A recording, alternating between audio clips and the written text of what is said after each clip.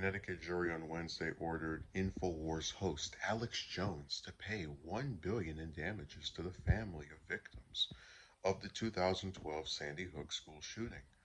The jury's decision means Jones must pay $965 million in compensatory and punitive damages to 15 plaintiffs who are the relatives of eight victims of the Sandy Hook elementary school shooting in Connecticut.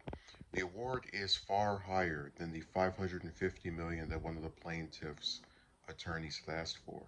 Relatives sued Jones after the InfoWars host claimed the Sandy Hook shooting was a hoax staged by the U.S. government in order to enact stricter gun control measures. Jones has since apologized for spreading a conspiracy theory and acknowledged he spread a lie. The jury was not deciding whether Jones was guilty, as the judge had already ruled that Jones is liable for defamation, infliction of emotional distress, and invasion of privacy. Jurors were to decide how much money he owed each of the victims. In court, jurors heard how Jones and his company, Free Speech Systems, made millions of dollars selling nutritional supplements, survival gear, and other items. In August, Jones was ordered to pay nearly $50 million in damages to the relatives of another victim in Texas. Reacting to the verdict in real time on his live show on Wednesday, the InfoWars host did not sound repentant, suggesting the families likely wouldn't see the money since he didn't have the funds. "I'm in bankruptcy," Jones said before directing his listeners to support him. "We're fighting Goliath. You want to fight? That's fine. That's where we are. That's the whacked out system of the left." A gunman killed 20 children and 6 adults at Sandy Hook Elementary in Newton, Connecticut, one of the deadliest school shootings in modern U.S. history. Jones, a far right conspiracy theorist, peddled the false conspiracy that the shooting was staged for years, inflicting additional emotional stress on families who were frequently harassed and threatened by supporters and believers of the conspiracy theory. Although he has since apologized, the InfoWars host said last month in court that he was done saying, "I'm sorry. Is this a struggle session? Are we in China? I've already said I'm sorry hundreds of times. I'm done saying I'm sorry," he said. "Just like all the Iraqis you liberals killed in love, just you're unbelievable. You switch on emotions on and off when you want. You're just ambulance chasing," he added.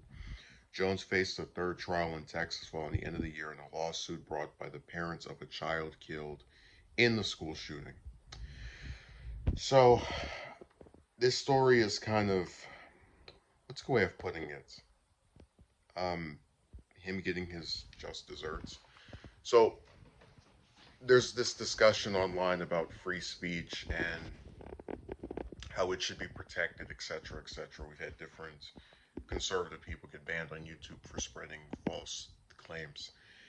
And I always say that, with the problem I've had with a lot of these free speech advocates is that, you know, it's like accepted that there are certain things you can't say without there being a consequence. Like if you make a threat to the U.S. president, you can get in trouble with the FBI, Secret Service, etc. But what's interesting is that these people, it's almost like there's nothing you can do that crosses the line and makes it to where your free speech should be the subject of some kind of disciplinary action. And I always explain that when people like they'll talk about, "Oh, I just say things." There are instances where an individual has a very large platform like Jones going around and pretending that the families of children who were murdered are liars and actors and all this other garbage, gets those people in further emotional stress because the fact that you often have like supporters or viewers of his who will harass these families that believe this in this conspiracy theory that he was peddling. And the part where he says, like he's apologized hundreds of times, he's done saying sorry. Well, hell, these families have spent hundreds and hundreds of days without their loved ones, knowing that you make a show, or at least for years made a show, where you lied about their loved ones not being killed. So I think if they have to sit here and never be able to hold these children in their arms again, for hundreds and hundreds of days. You can apologize hundreds and hundreds of times. So I said it's so weird to like, it's hard to really. That's an article is right about him not being repentant. You would never see me if I was genuinely remorseful for something. Like I just believe I made this horrible, terrible, awful mistake, which it wasn't a mistake. He knew what he was doing for years. But if I wanted to appear as if I had just made the worst type of offense, I'm not going to say I'm done apologizing. You know, especially something like this, where I lie about people's lives being lost for years. Um, and I'm telling you, a lot of individuals that peddle the free speech stuff and think you should be able to say things that directly cause further trauma issues for people that are affected by the things you say. Some of them really don't start realizing how screwed up what they're doing is until they get consequences, until they're not able to post on certain websites, until they get sued or have to pay, what is this, $1 billion in damages. Even if he says that he doesn't have it, the point is he's been ordered to pay $1 billion for flapping his gums about something that he didn't have to speak about in the way that he did for years, which is all his fault.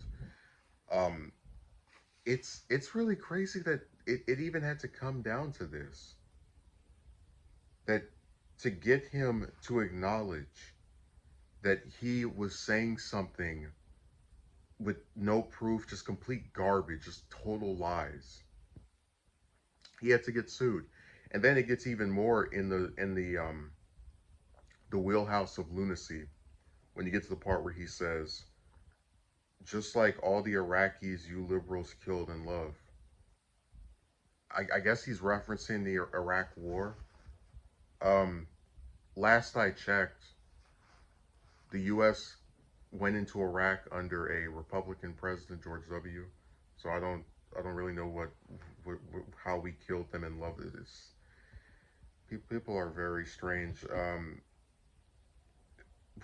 Like this whole statement is just bizarre. Is this a struggle session? Are we in China? What does being in China have to do with apologizing repeatedly for what you did? And when he says we're fighting Goliath, it's so like he talks about the whacked out system of the left. They're not.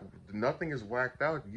They have proof via all the recordings from your show that you spread a conspiracy theory. And when he says Goliath, it's really ironic for someone who's as well known as he is to pretend like they're this individual who's just being gone after, this poor little guy with no power. It's like the victims, the families of the victims who were subject to being harassed, attacked, gone after because you as Goliath, which are a massive, big, huge group of supporters, targeted them. That's why it's so ironic. He's Goliath. He's the person who everybody knew, who was famous, that peddled this garbage, and now he wants to pretend that he's like the underdog. It's just I'm glad this is even if he can't pay it or whatever. I just like the idea that when you sit here and keep on saying things that you know are wrong, there's some kind of consequence for it. And I said before, like every time these free speech people come to defend him, it's almost like they never can agree when there's a line to be drawn. Like we have the COVID, the vaccine and virus deniers, right? They were posting stuff and they should be able to just spread misinformation. Now I guess you also should be able to spread misinformation about whether a mass shooting occurred and if the families of the victims were actors. It's just weird, man. Just like conspiracy theories are a thing that are at their worst when they affect living people, and that's what happened here for 10 years until he finally got the message when they started going after him legally.